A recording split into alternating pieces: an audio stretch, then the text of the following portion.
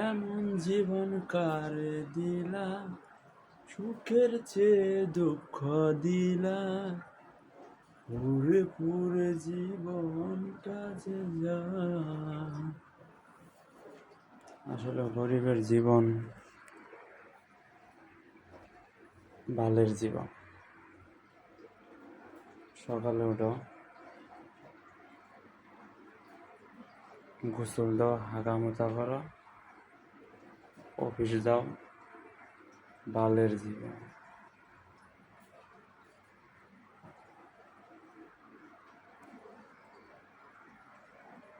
গরিবের জীবন কষ্টের জীবন।